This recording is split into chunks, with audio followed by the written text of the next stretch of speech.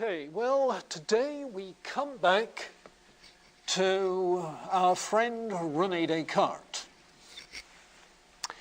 And what we're doing is tracing the line of thought in his meditations, where he has 6 meditations. The theme of the first is simply, I doubt, where he is recognizing the kinds of problems which have given rise to the skepticism of that day, as well as of earlier centuries. The lack of indubitable certainty.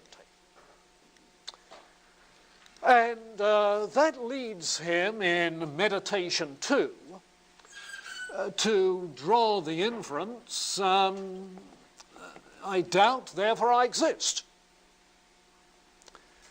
And I exist as a thinking, doubting thing. That will lead in meditation 3 to the further assertion that God exists. In meditation 4, to talk about the reliability of reason and the problem of error. Human reason becomes reliable because it's the exercise of God-made faculties. God doesn't deceive. But that leaves us with the problem of how you account for error. It's like the problem of evil in relationship to good. Okay. Then in meditation 5, he speaks more about the existence of God, but his overall concern is with necessary truth regarding material things, material bodies. And then in meditation 6, certain contingent truths about material existence. So that's the lay of the land. And there's a continuity of thought, as you would expect in the light of what we were saying last time, that his method is that of a deductive system. So what he's trying to do is to establish initial axioms and then by means of a series of proofs to draw one conclusion after another. So you have an extended chain of reasoning which runs in linear fashion all the way through the meditations. This is not a series of independent topics. It's a logically deduced system of thought. Okay? Now, last time, of course, we were talking around what he did in first meditation. And our concern today initially is with meditation 2, then with 3, perhaps 4. And it's in meditation 2 that he pulls, as you can see, that famous thing which is so often quoted, I think, therefore I exist. And people have tried to parody that ever since by substituting something for thinking. I feel, therefore I exist. I heard somebody parody it in the attitude of Jean-Paul Sartre, whose autobiographical piece was entitled Nausea. I vomit, therefore I exist. And after all, as I commented last time, if ever you've been seasick, you don't doubt your existence. You'd like to, but you don't. But in any case, for Descartes, it's I think or I doubt, therefore I exist. That is to say, the initial axiom is right there in the first meditation. So the very exercise of clearing away the underbrush of things that can be doubted established the intuitively obvious fact that I doubt. And if you doubt that, then obviously you doubt. It's sort of almost a necessary truth. To question it is asserting it. To deny it is impossible. So a necessary truth there. But as he reflects on that premise, he notes that doubting is just one form of thinking. And so what he's doing is saying, I think, therefore I exist. So instead of dubito, it's now cogito, ergo sum.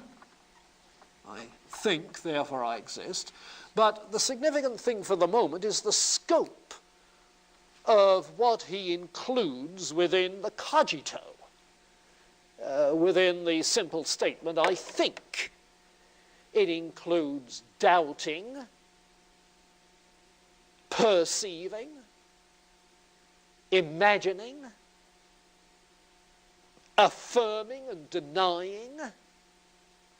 In fact, any kind of conscious state and conscious activity of the consciousness. If you have the impression, as I run across people who do all the time, that when he says, I think, therefore I exist, he's talking of cold intellectual activity, you just haven't read closely enough. Because he's including conscious feelings, acts of the will, like affirming and denying. You see. So he's not thinking of intellect as separate from emotion, intellect as separate from will. To say, I think, therefore I exist, is like saying, I'm conscious, therefore I exist. One other observation, that among the things which he includes within thinking are both contents of consciousness and acts of consciousness. Get the distinction, it becomes important. A content of consciousness is what he normally calls an idea or an image, perhaps a concept or a notion. It's what you're thinking. Sometimes he calls it the object of thought, where the objects of thought are in the consciousness, ideas and so forth. But it includes as well acts of consciousness, the act of thinking. And of course you're conscious of thinking when you pause to reflect.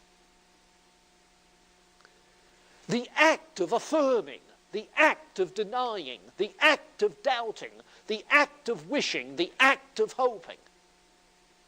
You see?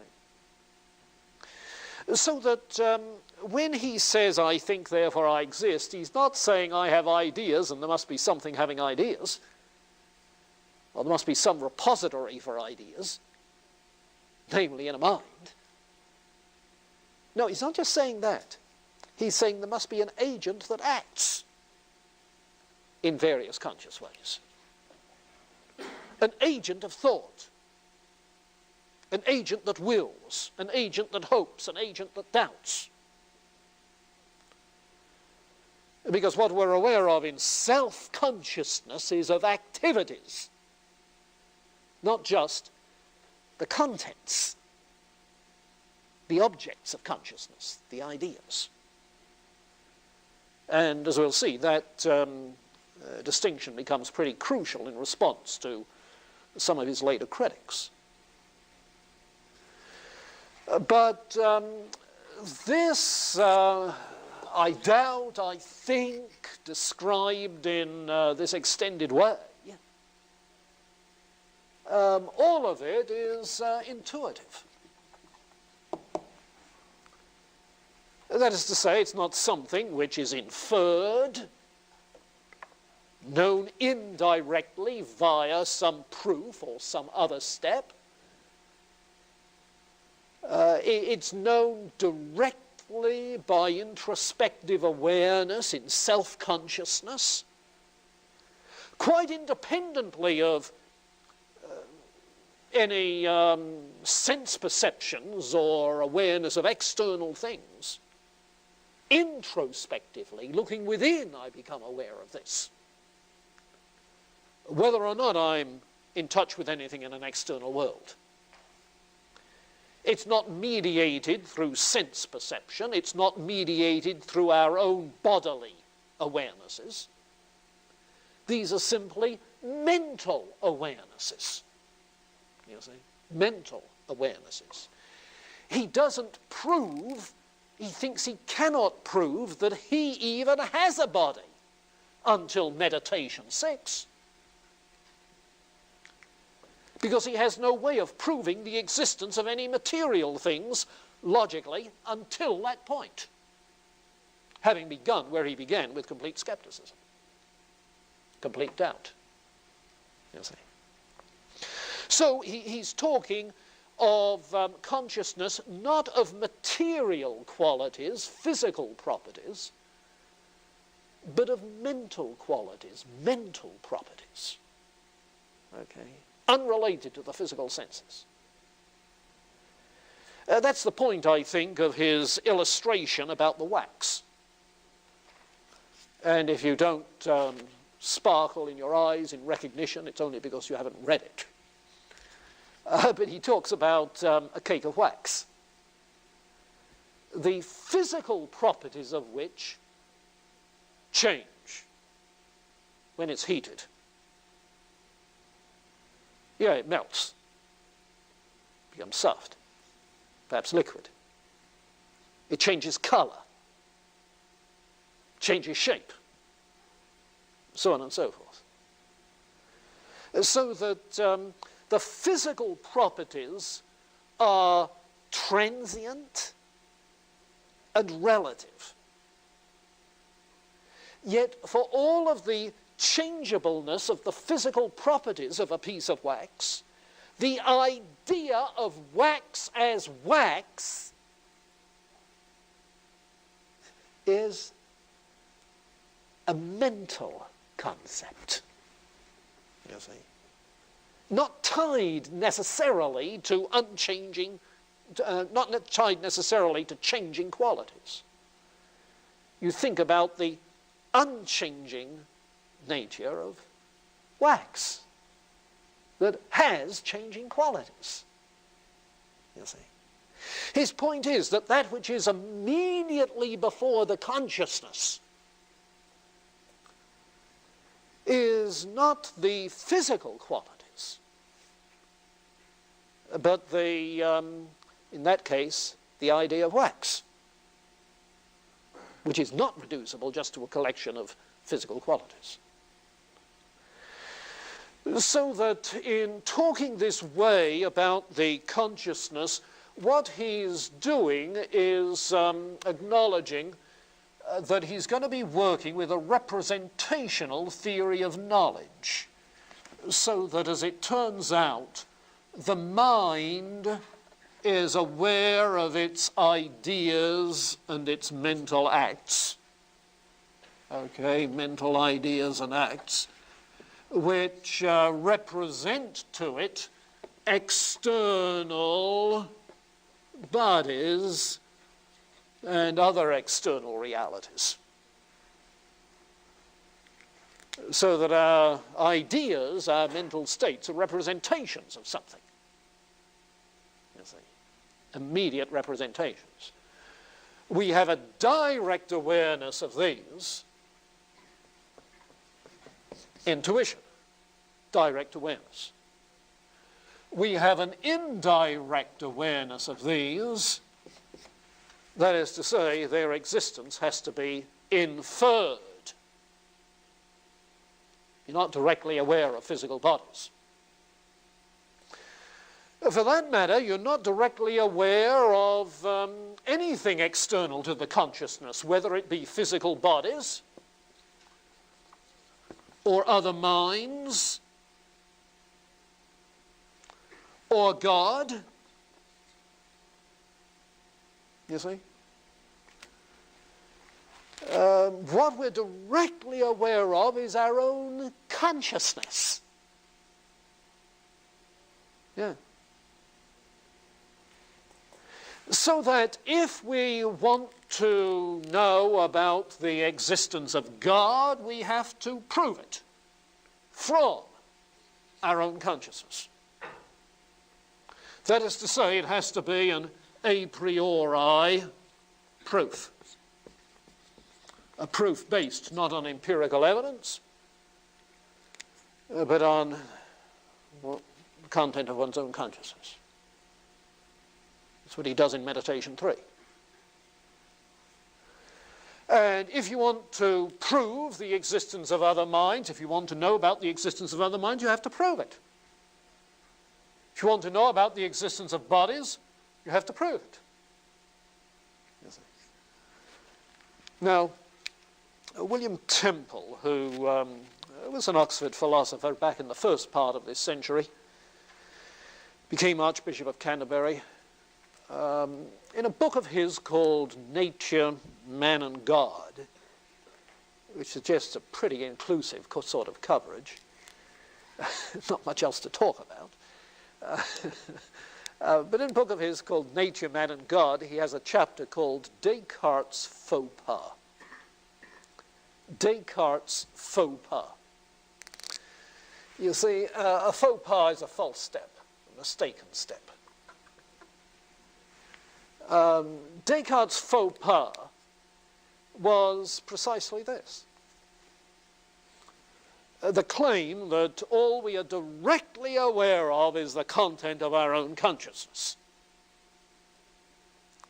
Because this established the entire problem which modern philosophy had to overcome. And we've been trying to overcome Descartes' problem ever since. Yeah, the history of modern epistemology begins here. You see. Begins here in the sense that Descartes is saying to us, you've got to prove that you've got a body, that there's an external world. You've got to prove that other minds exist. You've got to prove the existence of God. We have no other way of knowing it apart from an inference. You see. And that becomes difficult.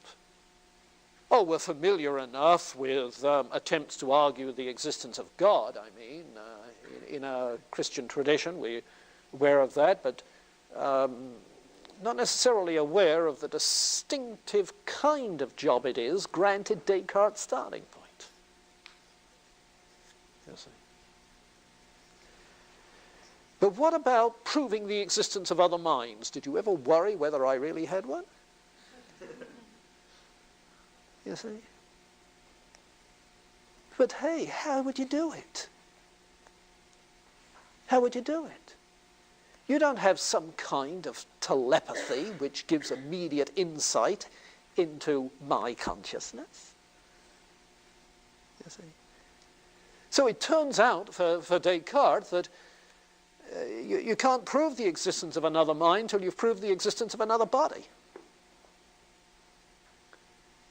And then, because of the analogies between your bodily behavior and my bodily behavior, and knowing the interrelationship that there is between your bodily behavior and your mind, you're able to infer by an analogical argument, arguing by way of analogy, that there must be an analogous relationship between my body and my mind that there is between your body and your mind. And since you know it in your case, you can infer it in my case.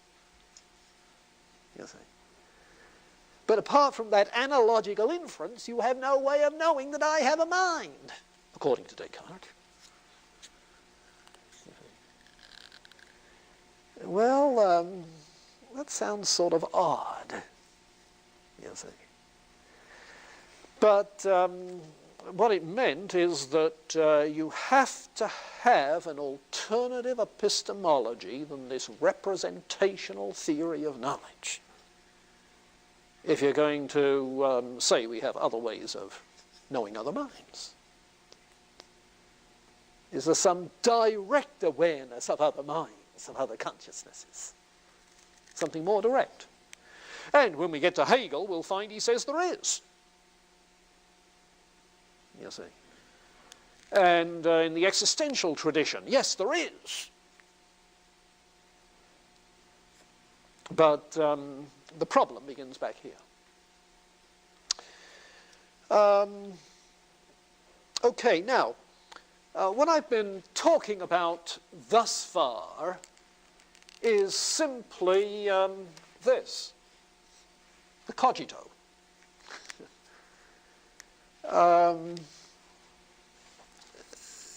Now, what follows from it is that I exist, therefore I exist. But the question is, what am I that exists? And initially, Descartes doesn't disclose how problematic that is. Because if the argument is, I think, therefore I exist, what follows during those times when I don't think? When I'm unconscious, fast asleep, dreamless sleep. You see. Now, it doesn't prove I don't exist. The point is I can't prove that I did exist. You see. In other words, what we seem to be committed to as a starting point could be taken as what has been called a solipsism of the present moment of consciousness.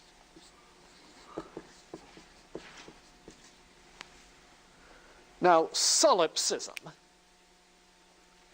is a view that nobody takes seriously in the sense of holding it. It's sort of a dead-end street, cul-de-sac. Literally, a solipsist is one who says, I and only I exist. Solus ipse, only the self. Solipsism of the present moment would be the view that I and only I exist at this present moment. Now, you can see the solipsism that is the hypothetical starting point. I think, therefore I exist. Don't know about anybody else, any other minds, let alone bodies. You see. But why the present moment? Because of the problem in the discontinuity of my consciousness. I have gappy consciousness. And frankly, the longer the gap is at night, the happier I am the next day. You see. Gappy consciousness. Yeah. But how do I know whether or not my consciousness is gappy? How do I know whether the past consciousnesses are mine? But only by memory. What is memory? It's a present consciousness, not a past consciousness. In my present consciousness, I have a representation of what I take to be a past consciousness. But I never have a direct awareness of a past consciousness, because I'm not in the past, I'm in the present. So all I know is my present consciousness. The present moment of consciousness. I don't even know that I said that. Solipsism of the present moment. You see. two problems leading to the solipsism of the present moment. Three problems. One, all I know is that I exist. That's number one. Number two, the discontinuity of my own consciousness. Number three, the problem of memory. Problem of memory. Because what is memory but a present representation of a past consciousness? So you find people like John Locke and David Hume trying to argue about what they call personal identity, the continued identity of the same self from the past on into the present and the future. You see? Personal identity. Trying to argue about the trustworthiness of memory. And in effect, David Hume throws his hands up and says, I don't know, on that one. You see? Because you can hardly wait until the past comes along the way you can with the future in order to see if it happened. You can't go forward to the past. So the problem that he poses is really pretty intense. Solipsism of the present moment of consciousness. Well, that suggests the kind of objection he's going to run into. But the point is that the intuition with which he's beginning, the dubito, the cogito, involves all that problem. But he also finds the ergo sum as sort of an intuitively obvious corollary. You see, in English it's two words, I think. In the Latin in which he wrote, or the French in which he wrote, it's, well, in the Latin it's one word, cogito. French it would be two. You see, but one word. So what is this I that's involved in the thinking, the cogito, the one word? Well, he takes it to be a pretty obvious thing that this that I am is a thinking thing, that is to say, a thinking agent, a thing that thinks. His phrase, res cogitans. Cogitans, present participle, indicating what's going on. Res, thing, substance, entity. Res cogitans. But there he's jumped to a conclusion that may not be warranted. Because granted an immediate awareness of myself in the act of thinking, reflectively, we're aware of ourselves as thinking. Where does the race come in? That thing. Am I aware of the mind that does the thinking? The mind as a mental substance, an immaterial entity, a soul? You see? Yet that's what he's affirming here. I'm a thinking thing. And he takes it that he's proved the existence of the soul. In fact, at the very beginning of the work, he says he's going to prove the existence of God and of the soul,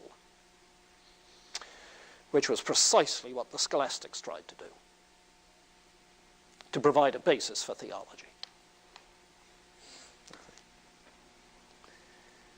Well, he has shown that we have a direct awareness of thinking and of thoughts,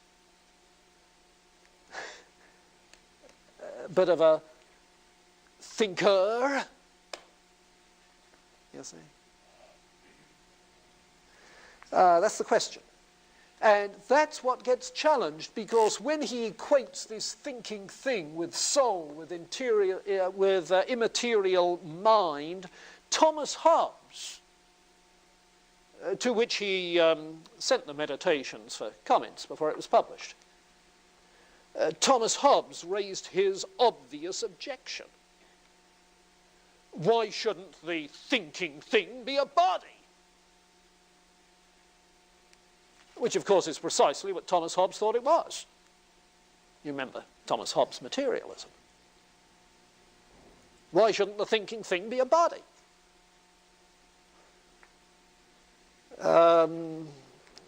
He's assuming, of course, that it's brain that does the thinking, rather than some kind of immaterial soul. Why not a corporeal thinker? To which Descartes has his response. First, I have no intuitive awareness of body as I do of mind. That is to say, I have an intuitive awareness of the agent, but I don't have intuitive awareness of the body.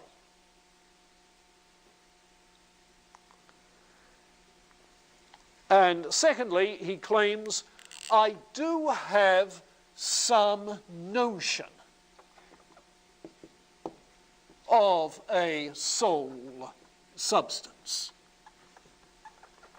Now that term notion is the tricky word. He's not saying I have a clear and distinct idea. Now, I have a clear and distinct idea of thinking, of doubting,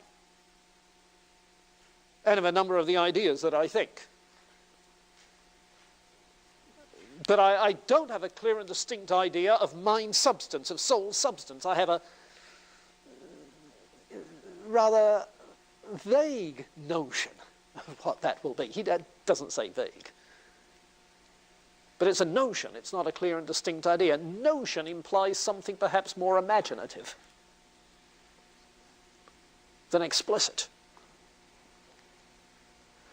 But in any case, he thinks there is more grounds for affirming a soul substance as the thinker because of this notion than there is ground for asserting that matter is the soul substance, that body is the thinker. So I think, therefore I exist. What am I? A thinking thing, a soul, so forth. Well, later on, there's going to be a further objection that we'll run into, raised by David Hume around 1800, who said in regards to the mind and our introspective awareness of mind, no, all we're aware of is our ideas. And in being aware of my mind, I'm only aware of a bundle of ideas that I call mine. But what bundles them, I don't know. You see. Now, Hume is not talking about, however, an awareness of mental acts, only of ideas. And so Descartes' point hinges, it seems to me, on the fact that we have a direct awareness of our mental acts, therefore of an agent. And sometimes it takes a mental effort to affirm, to deny, to decide, you see, let alone to think, to reason, to infer. You see, and we're aware of the agency acting in those cases. So it seems to me that Descartes' argument hinges not just on representational ideas, but on an introspective consciousness of our own mental activity, which I think you don't find in David Hume. There is just the ideas. So without the mental activity, why have an agent? You see? And so when it comes to the existence of mind without any awareness of agency, Hume is simply a skeptic. We have no way of knowing. Well, it'll turn out that Hume is also a skeptic about the existence of material bodies. He's also a skeptic about proving the existence of God. So Descartes, who started with skepticism, really, according to David Hume, should end up where he started, skepticism. You see. So the story of epistemology from Descartes to Hume is the story of a concerted attempt to argue one's way out of skepticism by what we called last time a foundationalist approach. Okay. An approach which, according to David Hume, fails utterly.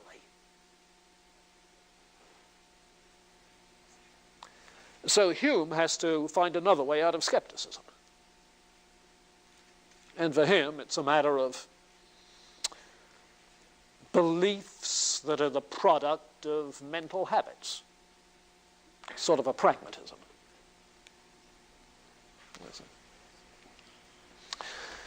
Okay, Ruth? Is it because of the kind of epistemology and the definition of intuition that Descartes sort of locks himself into that makes how he defines intuition of of a mental act different than how I would say, from a more realist perspective, I have an intuition of my body. The realist would come along and say, no, indeed, I do intuit my body because it's just I know it. Yeah. The crux of the thing is that representational business, and I see I erased that word somewhere along the way. Yeah, you see, the intuitive is something that's direct. Representation, we mean our knowledge is indirect. And the kind of realism that I assume you're talking about, the kind that Dallas Willard was talking about week before last, is a direct realism. He alluded to Scottish realism, Thomas Reid. He alluded to G.E. Moore. It's a direct realism. How can Hegel talk of direct awareness of other minds, but by virtue of a direct realism about that? Likewise, the existentialist. That's the way a Sartre could hypothetically say, I vomit, therefore I exist. You see, because there's a direct awareness of one's bodily existence in a state of nausea. You see. So you're right. The issue is direct or indirect, direct or representational knowledge.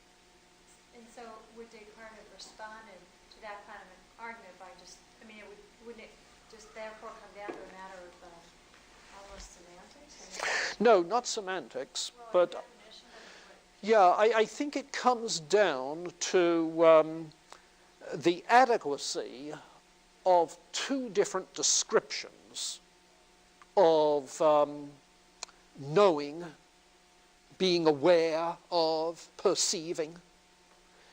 And those of you who were in Dallas Willard's second lecture will remember that he talked of several keys to that realism.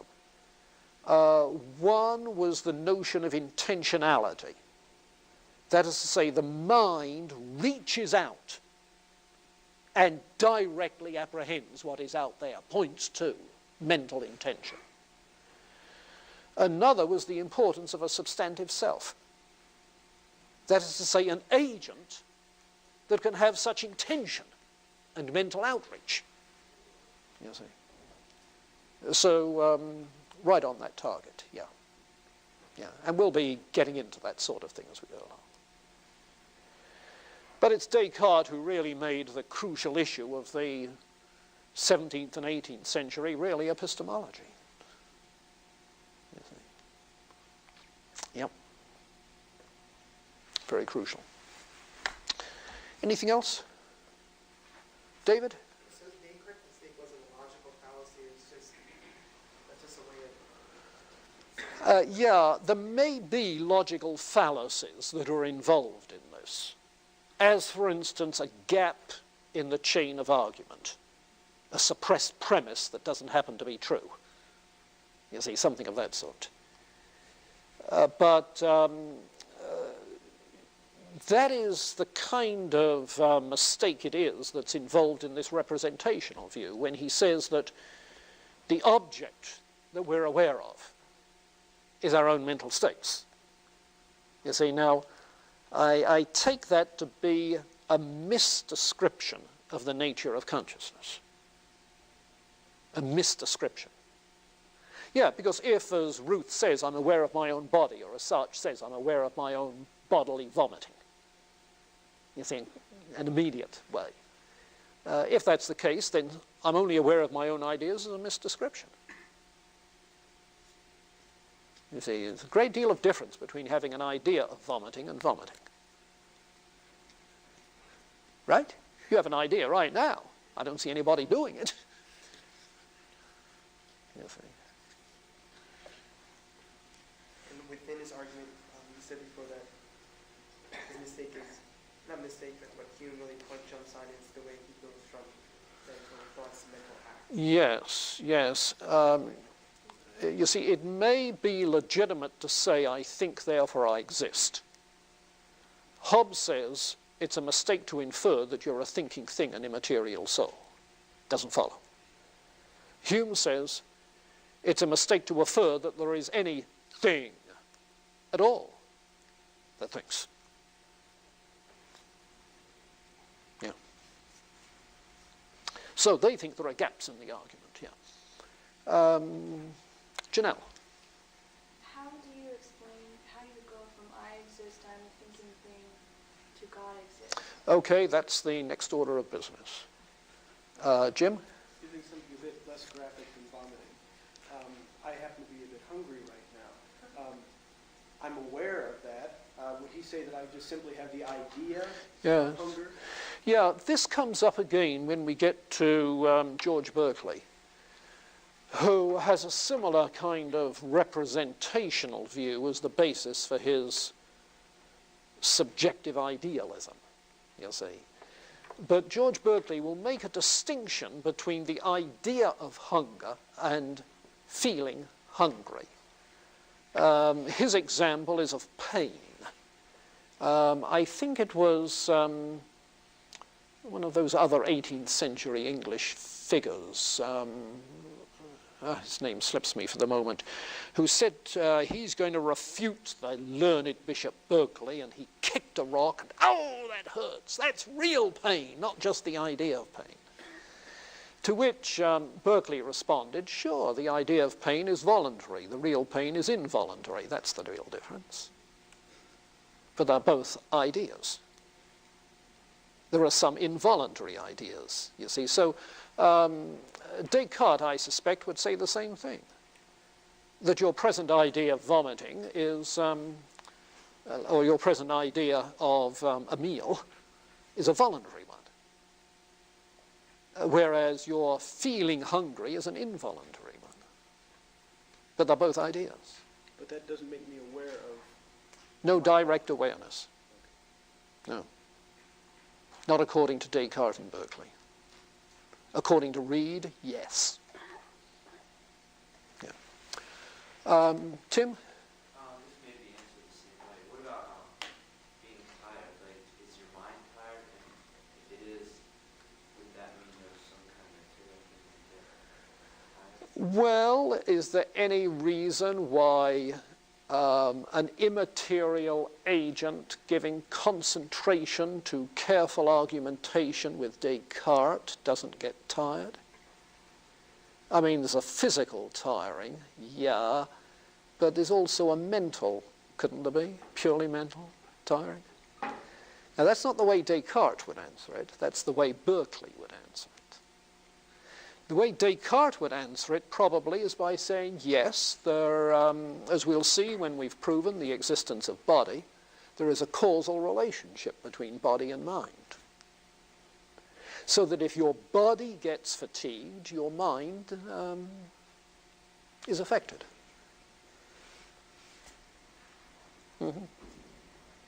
Yeah, it's interesting that my mind gets fuzzy about 9, 10 o'clock at night. Usually it's not fuzzy in the morning, but it's fuzzy at night. Why? Well, Descartes would say it's obvious. Your body's getting tired and your mind is affected. You mentioned that hard comes in the concept of motion, the soul cycle. Yes. Could you summarize the meaning of substance for us? Yeah. Be careful that you don't take substance to mean something physical. It's our translation of the word race, which means a thing, and we use the term substance in ordinary English in a variety of ways. Now, the substance of this argument is, you see, or we say, what is the matter? Meaning, what's the problem? The matter under discussion is, you see, so terms like matter and substance do not necessarily refer to things physical. Literally, substance is what stands beneath. Substao. How many people had high school Latin? Bunch of barbarians.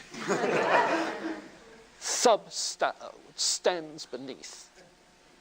You see. Oh, sure, you know, it's Greeks, Romans, or barbarians are the only alternatives. It's the way it was in antiquity, at least. So in that sense, you see, the mind is that which underlies all of the conscious states and activities. The underlying reality is that of mind. David? I was wondering, with Descartes, so he does say that there are involuntary ideas. Couldn't he sort of wiggle his way out of the solipsism of the present moment by saying that we have these involuntary ideas going on, even though we're not conscious of them? No, I think an idea that you're not conscious of, he would regard as a self-contradiction. It's like a square circle. Because an idea is a conscious state. And you're asking about an unconscious consciousness. No such animals. But what would you call dreaming? Well, there are mental states. Mm-hmm. There are images that go through your mind in dreaming. Mm-hmm. So dreaming is a state of consciousness. It's not waking consciousness, but it's a conscious state. You can tell me sometimes what you dreamed. Yeah, but when you look at the subconscious, doesn't the ideas, doesn't the subconscious hold ideas that you're not aware of? Doesn't the subconscious hold ideas that you're not aware of? Or do you mean that there are certain unconscious or half-conscious influences on your conscious states? Is it an idea until it becomes conscious? Now, the causes of that consciousness is another thing, you see. But depth psychology has found all sorts of causes that nobody thought of before. Found? Well, hypothesized. Yeah. Ascribing causes. All right, meditation 3. Janelle wants to get to that. Meditation 3.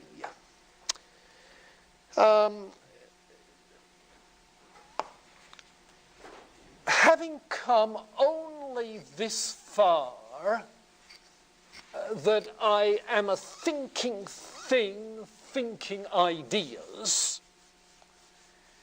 it's pretty plain that Descartes has only 2 additional premises now available for anything he wants to prove. 1, the existence of the mind, okay, and 2, the actual ideas that I have.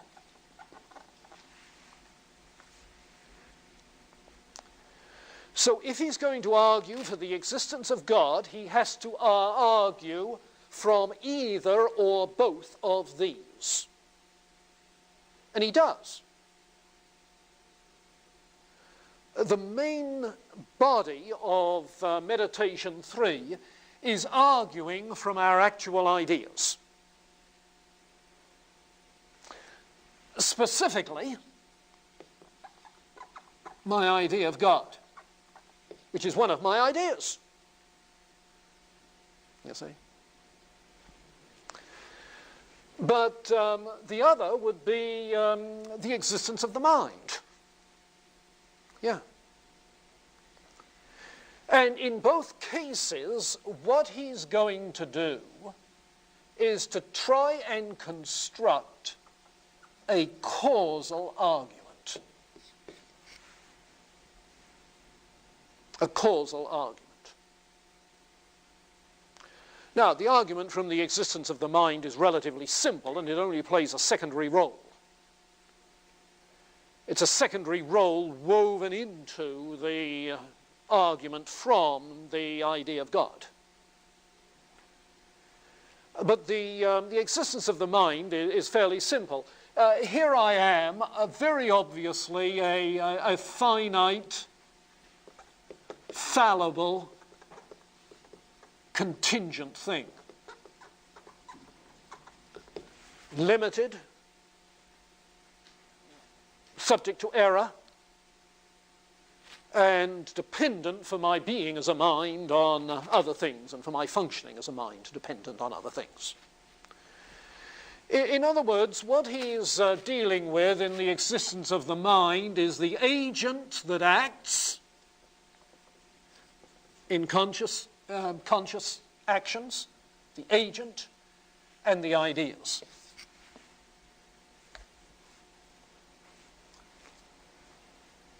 You see, those things he gets out of his initial description of thinking. There are ideas, there's an agent, a thinking thing. So his question is going to be, what causes these? It's the ultimate cause. So it's cause-effect argument. Now, if you're on your toes, I know you're not physically, but mentally on your toes. You may be on your toes physically, it's almost that time. But if you're on your toes mentally, you'll recognize that in coming at a causal argument, he has a suppressed premise in addition. Namely, that there are, in reality, causal relations. That any contingent thing must have a cause. Ideas aren't self-existent, they must have a cause. Contingent minds aren't self-existent, they must have a cause. Ouch! Where did that come from? Well, I think it's a happy illustration of the fact that when you try to suspend everything, you're bound to find something down the track you failed to suspend. You see, he's suspending judgment on everything in Meditation 1. But apparently he didn't suspend judgment on the causal principle. He might, he might develop an argument for that, saying nature teaches us that. And indeed, you notice that he distinguishes between three kinds of ideas. Ideas that are innate, ideas that are adventitious, and ideas that are factitious. A factitious idea is one I make up. It's a fiction. Like my idea of a fairy giraffe with butterfly wings and pink polka dots on its tail. You see, that's a factitious idea. There are some ideas that are adventitious. That is to say, they come to us from outside agents, from outside causes. Like my idea that there's a tree out there on campus is adventitious. because of what is impacting on the sense organs and so forth. But then there's possibility of innate ideas. You see, now our very experience of adventitious ideas, over which we have no control, involuntary, not voluntary. You see, adventitious ideas are involuntary, factitious ones are voluntary. The very existence of these adventitious, voluntary ideas is such that, as he puts it, nature teaches us that. Nature makes evident that there is a cause out there. I have no control over that idea, you see. I look Carl here in the face and I just can't get away. There it is. Like it or leave it. I mean, there it is. Involuntary. So he might say that the causal idea is given in the very experience of having ideas. Causal principle is given in that. But in any case, that is obviously involved. Now, this business of Descartes seeming to take for granted things like a causal principle is curious, because he purports to have suspended judgment on all previous philosophical conclusions. You read a piece of Gilles Sonne, didn't you, when we were dealing with Augustine? Well, Gilles Sonne has a book on Descartes called The Influence of Medieval Philosophy on René Descartes. It's a book yea thick. Descartes, who pretended to suspend all medieval philosophical conclusions, and Gilles Sonne writes a book yea thick on the influence of medieval philosophy on René Descartes. You try and do any presuppositionless thinking, and you'll end up in the same place, you see. Any presuppositionless science is a will-o'-the-wisp. It was for Descartes. We're not always aware of our presuppositions. That's the problem. They're your unconscious ideas. The thing is, if they're unconscious, they're not yours. You don't have them. They have you. Well, time has trickled out.